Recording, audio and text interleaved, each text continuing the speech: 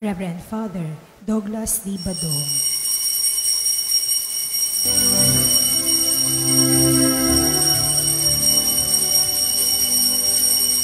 Pagmamahal sa Panginoon ay simula ng karunungan. Ang kaniyang kapurihay manatiling magpakailanman.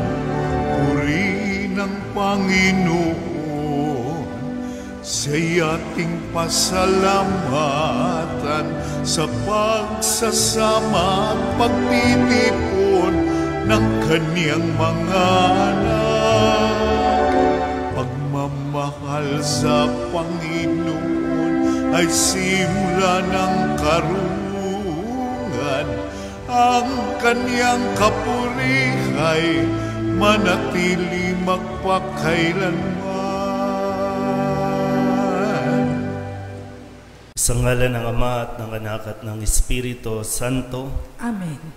Ang pagpapala ng ating Panginoong Hesukristo, ang pag-ibig ng Diyos Ama, at ang makikipagkaisa ng Espiritu Santo naway sumainyong lahat. At sumaiyo rin.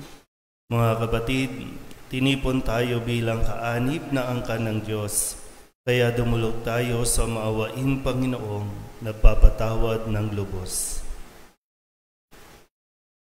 Sinugong tagapagpagaling sa mga nagsisisi, Panginoon, kaawaan mo kami.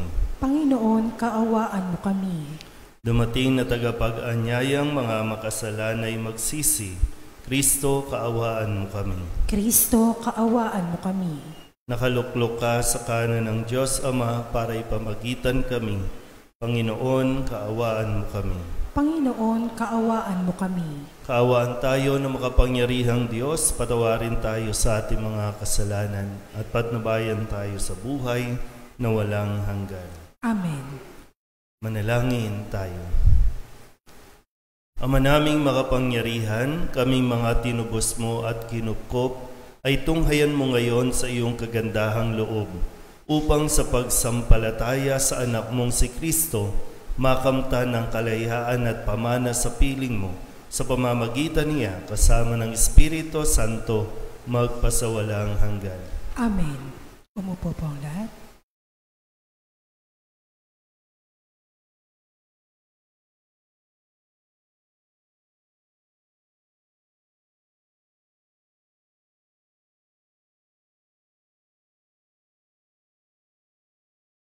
Pagbasa mula sa unang sulat ni Apostol San Pablo sa mga taga-Korinto.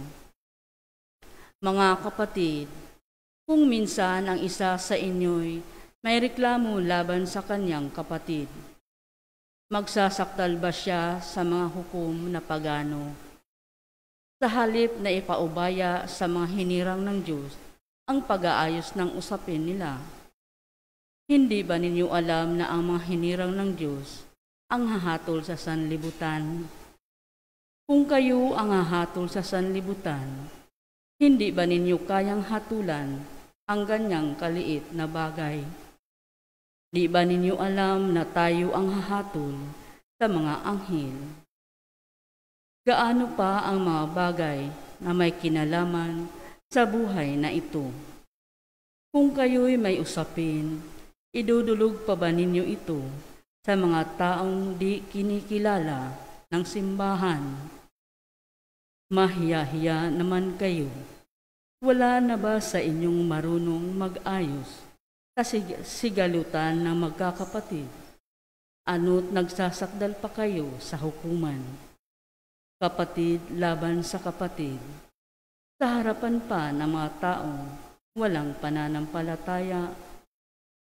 Ang pagkaroon ninyo ng usapin laban sa isa't isa ay isa ng kabiguan sa inyong pagkakapatiran. Hindi ba mas mabuting tiisin na lamang ninyo ang pang-aapi at palampasin ang pandaraya sa inyo? Subalit kayo pa ang nang-aapi at nandaraya at sa inyong mga kapatid pa naman. Hindi ba ninyo alam na ang mga makasalanan ay walang bahagi sa kaharian ng Diyos? Huwag ninyong dayain ang inyong sarili, ang mga nakikiapid, sumasamba sa Diyos-Diyusan, nangangalunya, nakikiapid sa kapwa, lalaki o kapwa babae, ang mga magnanakaw, masasaking, mapaglasing, mapanlait, o magdaraya. Ang ganyang mga tao'y walang bahagi sa kaharian ng Diyos. Ganyan ang ilan sa inyo noon. Subalit kayo nilinis na sa inyong mga kasalanan at itinalaga na kayo sa Diyos. Kayo'y pinawalang sala na sa pangalan ng Panginoong Hesukristo at ng Espiritu ng Diyos. Ang salita ng Diyos. Salamat sa Diyos. Salmon tugunan ang ating pong itutugon. Panginooy nagagalak sa hirang niyang mga anak. Ulitin po natin. Panginooy nagagalak sa hirang niyang mga anak. Ang Panginooy purihin, awitan ng bagong awit. Purihin sa pagtitipon ng tapat sa pananalig. Magalak ka, O Israel, dahilan sa manlilikha, dahilan sa iyong hari, ikaw Siyon ay matuwa. Panginooy nagagalak sa hirang niyang mga anak. Purihin sa pagsasayaw, purihin kanyang ngalan, alpat tambol ay tugtugin, at siya ay papurihan. Panginooy nagagalak sa kanyang mga hirang, sa langag pakumbabay, tagumpay ang ibibigay. Panginooy nagagalak sa hirang niyang mga anak. Sa tagumpay na natamo, magalak ang mga hirang. Sa kanilang pagpipista, magsaya't mag-awitan. Sa pagpuri sa Panginoon ay bayaang magsigawan. Ang tatanggap ng tagumpay, ang kanyang mga hirang. Panginooy nagagalak sa hirang niyang mga anak. Tumayo po ang lahat.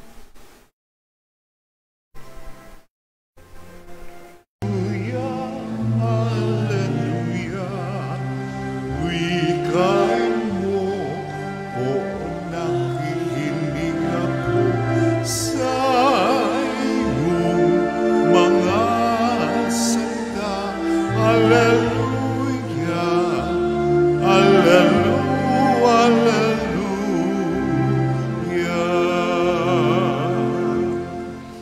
Sumainyo ang Panginoon. At sumaiyo rin. Ang mabuting balita ng Panginoon ayon kay San Lucas. Papuri sa iyo, Panginoon. Noong panahong iyon, umahon si Jesus sa isang burol at magdamag doong nanalangin. Kinaumagahan, tinawag niya ang kanyang mga alagad at pumili siya ng 12 sa kanila na tinawag niyang mga apostol. Si Simon na pinangalanan niyang Pedro at si Andres na kanyang kapatid, sina Santiago, Juan, Felipe, Bartolome, Mateo, Tomas at Santiago na anak ni Alfeo, si Simon ang makabayan, si Judas na anak ni Santiago at si Judas Iscariote na naging taksil. Bumaba si Jesus kasama sila at tumayo sa isang patag na lugar. Naroon ang marami sa kanyang mga alagad at ang napakaraming tao buhat sa Judea at Jerusalem at sa mga bayan sa baybaying dagat ng Tiro at Sidon. Pumaroon sila upang makinig sa kanya at mapagaling sa kanilang mga karamdaman. Pinagaling din niya ang mga pinahihirapan ng masasamang espiritu at sinikap ng lahat ng tao na mahipo siya sapagkat may taglay siyang kapangyarihang makapagpagaling ng lahat. Ang mabuting balita ng Panginoon. Pinupuri ka namin, Panginoong Hesukristo. Isang magandang umaga po sa inyong lahat.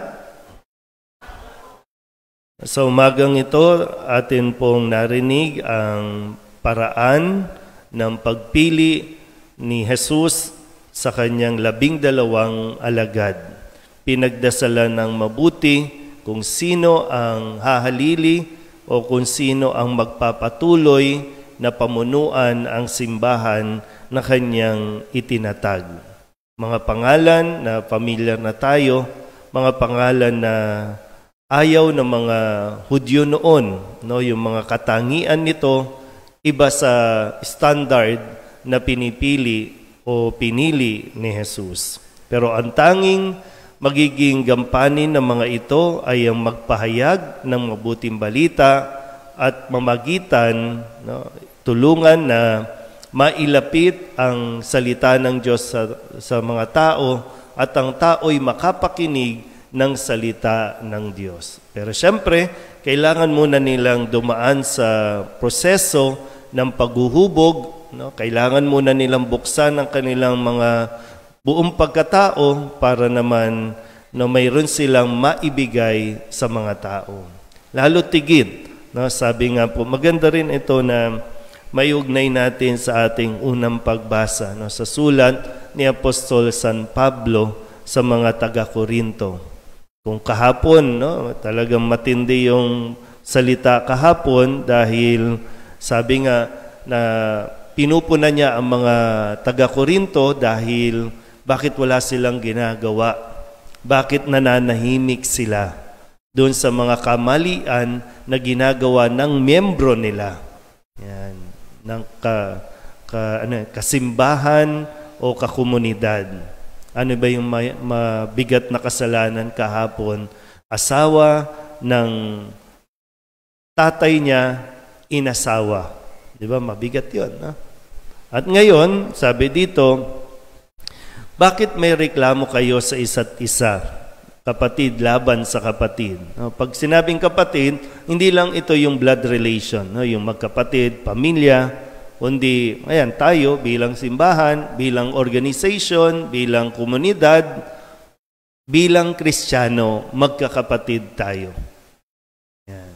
Sabi dito, bakit kailangan humantong sa hukuman ang inyong mga alitan? Paano ba? Bakit kailangan ang magkapatid, literal kahit magkapatid, no, yung totoong magkapatid, bakit dinadala sa hukuman ang inyong hindi pagkakaunawaan? Sinisita niya sinisita niya po dito. Kasi si San Pablo ay bagamat hindi kabilang sa 12 alagad na pinili, late na niyang nakilala si Jesus, pero sa tulong ni Pedro, siya ay naturuan. At ngayon, si San Pablo, siya naman ang nagtuturo sa mga tao. May mali Minsan, magkapatid, magbabaranggayan. Pag hindi nakuha sa barangay, magpupunta na sa husgado para lamang ayusin yung gusot sa lupa, sa mana, sa pera, sa utang. Lalo tigit, no? Mararing biglang may nag-aaway dito kasi nandyan yung tunay na asawa, nandyan yung hindi tunay na asawa. Halos nagpapahiyaan. Wala na tayong pakialam dun sa dignidad, yung sa pangalan, na kahit mismo mga bata, wala ka ng pakialam kung naririnig ka ba o hindi. Kaya tuloy, napamamarisan na normal na yan. Pero sabi, kasi dito, hindi ba kayo nagsisimba? Hindi ba kayo nag-aaral ng salita ng Diyos? Hindi ba kayo nakakapakinig ng salita ng Diyos? Bakit kailangan makialam yung ibang tao? Sabi nga dito, pagano? Bakit ipaalam mo pa sa pagano? Hindi nyo ba kayang kayo lang? Hindi nyo ba, sabi nga, hindi nyo ba kayang magpasensyahan na lang? O kaya naman, ang nakakalungkot sabi, kayo mismo nang aapi, kayo mismo nang dadaya. Ano ba ang ngayon? Ano ba ang paraan natin? Pag hindi tayo nagkakaintindihan, pag meron kayong gustong iparating, saan nyo ipinaparating? Sa buong mundo. Yan, sa social media. Post ng post agad. Kahit kapamilya mo, ipopost mo Pero nagsisimba yan. Pero nagdorosaryo yan. Nagnunubina yan. Ayaw lumapit sa simbahan. Siguro, hindi ko alam, no? Kasi pag lumapit kayo sa simbahan, ayusin natin yung gulo ninyo, gulo ng mag-asawa. Ayusin natin, pag-usapin natin. Ayaw, sa hukuman tayo. Kasi pag sa simbahan, alam mo ang sasabihin ni Jesus. Magpatawad ka. Paubaya mo na. Kaya lang, hindi. Gusto natin ipaglaban yung karapatan natin. Yung ako, dapat ikaw manalo. Pero walang nananalo sa inyo dahil nasisira ang pamilya.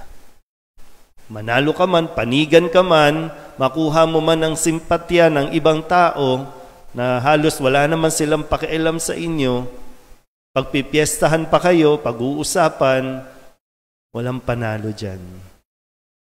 Sira, lalo tigit, sira ang moralidad ng mga bata. Sana isipin natin, no? Kaya nga sa ating pagsisimba, pakikinig ng salita ng Diyos, kung di man tayo nagbabasa ng salita ng Diyos o ng Biblia, mas mag-mature sana tayo. Ito yung katunayan, no, na nagmamature tayo sa pananampalataya kung kaya nating ayusin ng tayo-tayo lang ang anumang gusot na nararanasan natin. Nandiyan naman lagi, no? Si Jesus, para gabayan tayo. Nandiyan din ang mahal na Birhen ng Solidad bilang ina na gusto niya magkaayos-ayos ang lahat. Amen?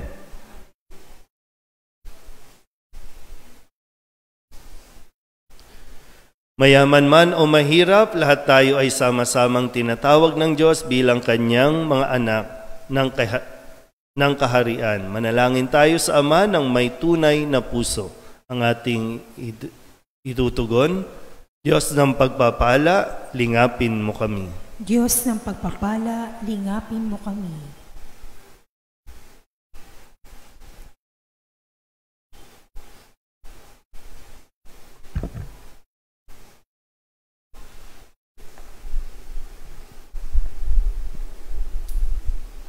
Ang simbahan sa pamamagitan ng Santo Papa at ng mga obispo naway umakay sa atin sa kaganapan ng buhay Kristiyano.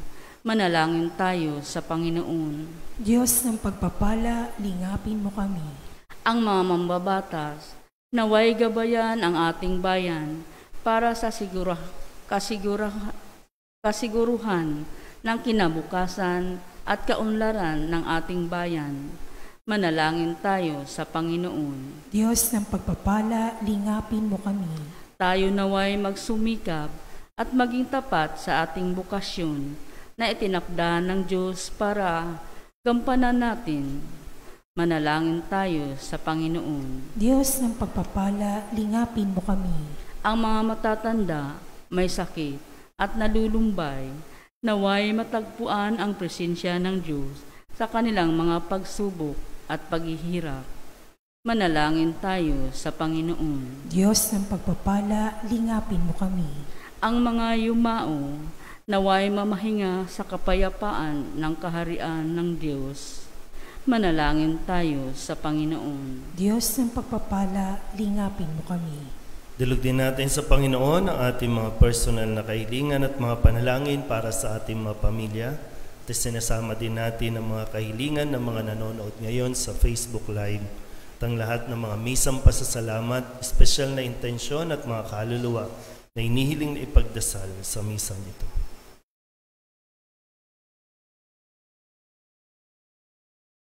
Ang lahat ng ito inihiling namin sa ngalan ni Kristong aming Panginoon. Amen.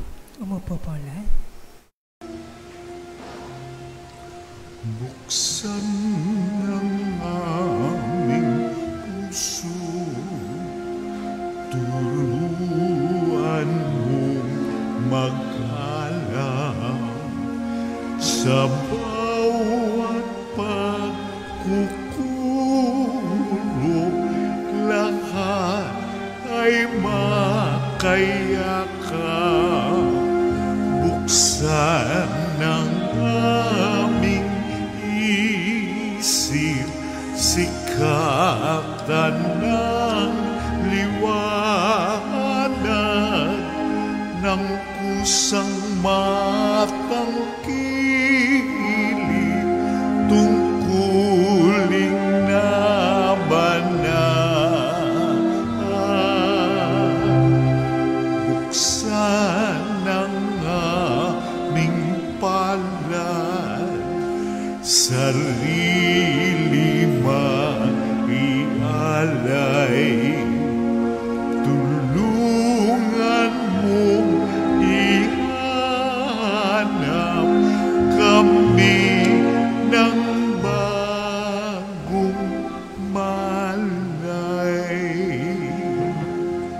Manalangin kayo mga kapatid upang paghahain natin ang kalugdan ng Diyos Amang makapangyarihan.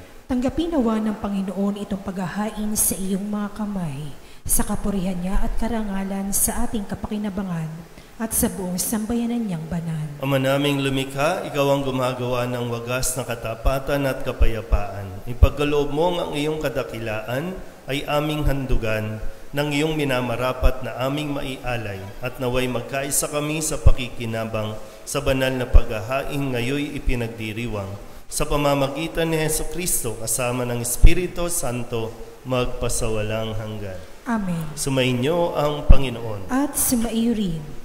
Itaas sa Diyos ang inyong puso at diwa. Itinaas na namin sa Panginoon. Pasalamatan natin ang Panginoong ating Diyos. Marapat na siya ay pasalamatan.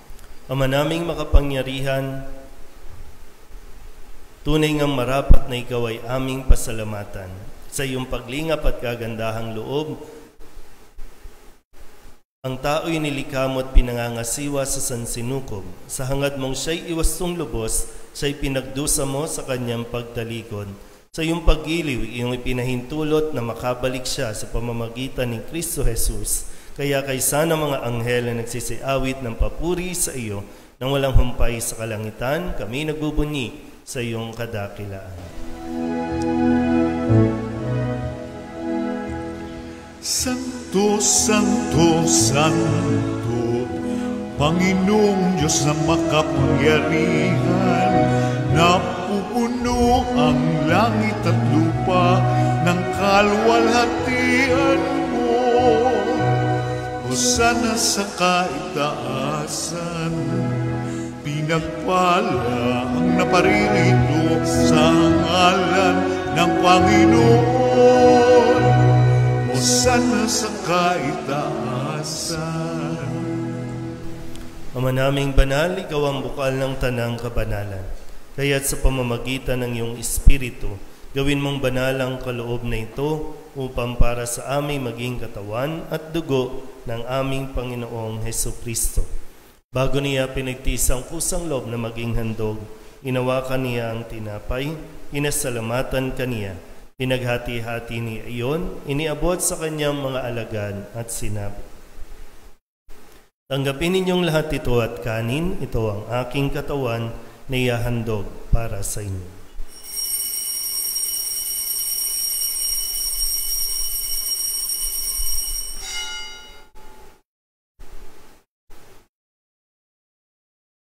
Gayun din naman nang matapos ang hapunan, hinawakan niya ang kalis, muli kaniyang pinasalamatan. Iniabot niya ang kalis sa kanyang mga alagad at sinabi, "Tanggapin ninyong lahat ito at inumin. Ito ang kalis ng aking dugo ng bago at walang hanggang tipan.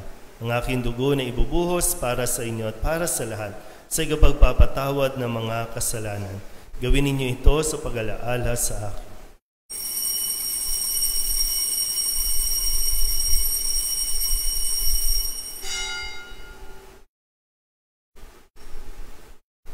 Pagbunyi natin ang misteryo ng pananampalataya. Si Kristo'y namatay, si Kristo'y nabuhay, si Kristo'y babalik sa wakas ng panahon. Ama, ginagawa namin ngayon ang pag-alaala sa pagkamatay at muling pagkabuhay ng iyong anak, kaya tiniaalay namin sa iyo ang tinapay na nagbibigay buhay at ang kalis na nagkakaloob ng kaligtasan. Kami napapasalamat dahil kami iyong minarapat na tumayo sa harap mo para maglingkod sa iyo. Isinasamo namin kami magsasalo-salo sa katawan at dugo ni Kristo ay mabuklod sa pagkakaisa sa pamamagitan ng Espiritu Santo. Ama, lingapin mo ang iyong simbahang laganap sa buong daigdig. Puspusin mo kami sa pag-ibig kaysa ni Francisco na aming Papa at ni Jose na aming Obispo at ng Tanang Kaparian. Alalahanin mo rin ang mga kapatid naming nahimlay na may pag-asang sila'y muling mabubuhay, gayon din ang lahat ng mga pumanaw. Kawaan mo sila at patuloyin sa iyong kaliwanagan.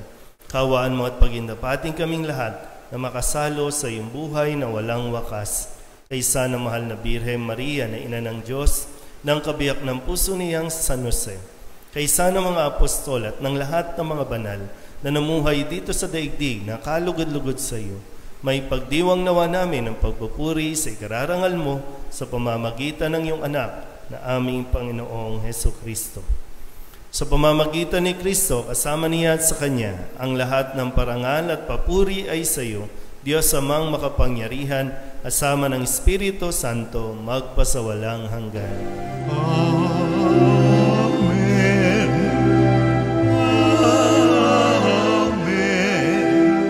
Amen. Amen. Buong kababaang loob tayong tumawag sa ating Panginoon ng Ama namin.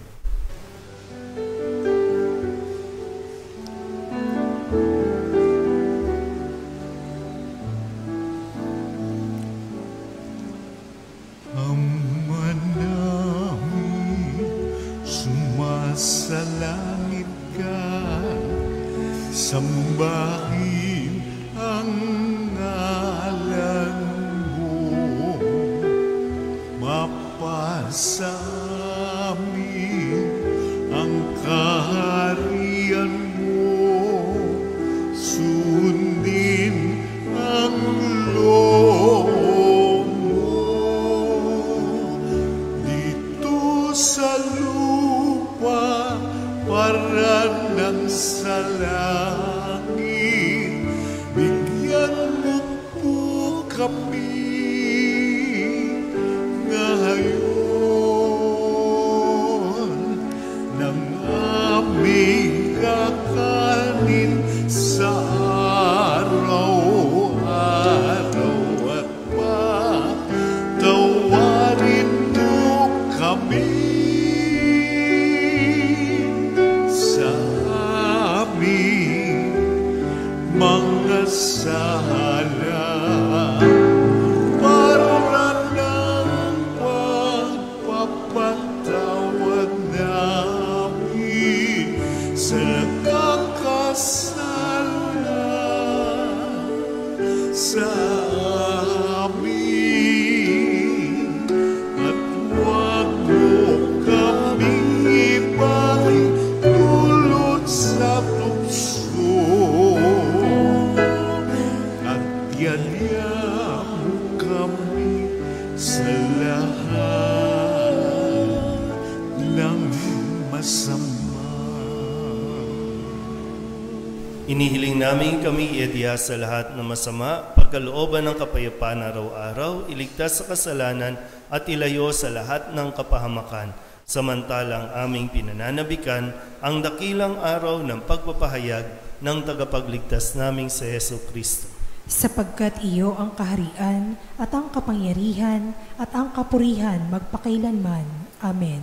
Panginoong Heso Kristo, sinabi mo sa iyong mga apostol, kapayapaan ang iniiwan ko sa inyo, ang aking kapayapaan ang binibigay ko sa inyo. Tunghayan mo ang aming pananampalataya at huwag ang aming mga pagkakasala. Pagkalooban mo kami ng kapayapaan at pagkakaisa, ayon sa iyong kalooban, kasama ng Espiritu Santo, magpasawalang hanggan. Amen. Ang kapayapaan ng Panginoon ay laging sumainyo. At sumaiyo rin. Magbigayan po tayo ng kapayapaan sa isa't isa. Kordero ng Diyos na nag-aalis sa mga kasalanan ng sanlibutan, maawa ka sa amin. Kordero ng Diyos na nag-aalis sa mga kasalanan ng sanlibutan, maawa ka sa amin. Kordero ng Diyos na nag-aalis sa mga kasalanan ng sanlibutan, ipagkaloob sa amin ang kapayapaan. Lumuhod po ang lahat. Ito ang kordero ng Diyos. Ito ang nag-aalis ng kasalanan ng sanlibutan. Mapalad ang mga inaanyayahan sa kanyang piging. Panginoon, hindi ako karapat-dapat na mapatuloy sa iyo, ngunit sa isang salita mo lamang ay gagaling na ako. Katawan ni Kristo. Amen.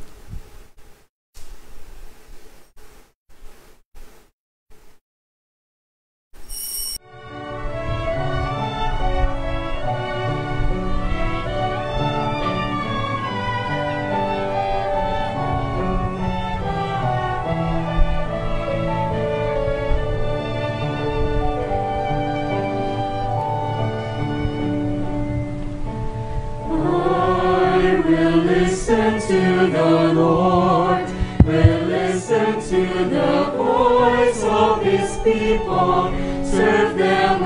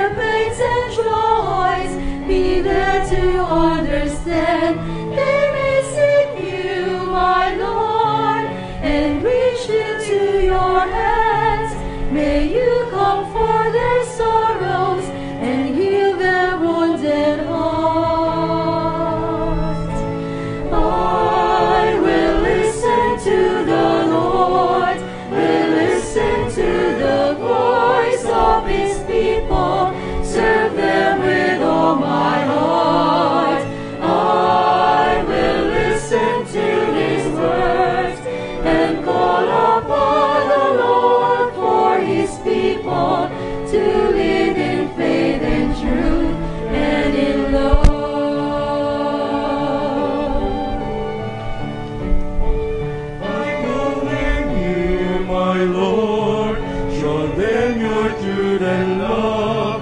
When darkness hovers there, your light shines from above.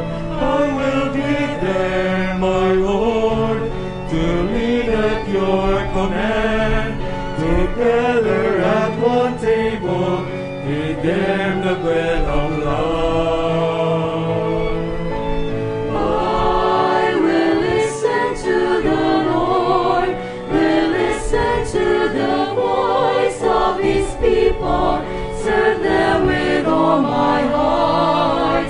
I will listen to His words and call upon the Lord for His people to live in faith and truth and in love. There are those who seek the lost and suffering, bind their wounds and bring them to your care. Oh Lord, I know that you're with them, embracing once again. Your love is all I bear.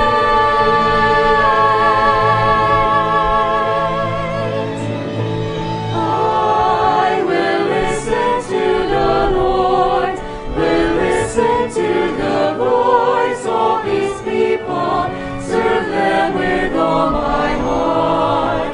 I will listen to His words and call upon the Lord for His people to live in faith and truth and in love.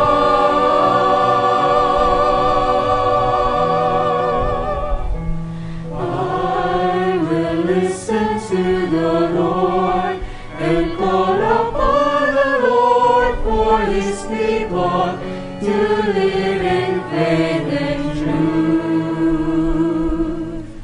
and love.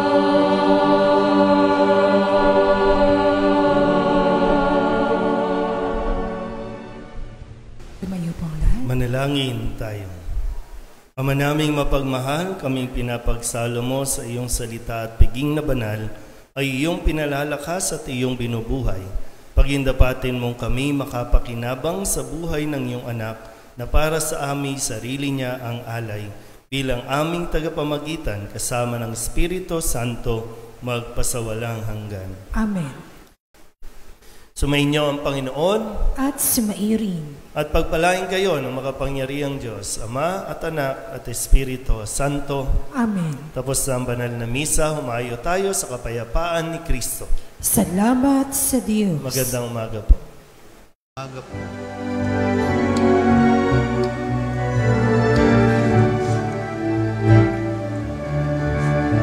Ayun at tiwaya, kanyang pagkalinga naman, sa buhay pag-ibig at katarungan, tanda ng kanyang kaharian. Sa panahong tigang ang lupa, sa panahong ang anis ang gana, sa panahon ng digmaan at kaumuhan, sa panahon ng kapayapaan.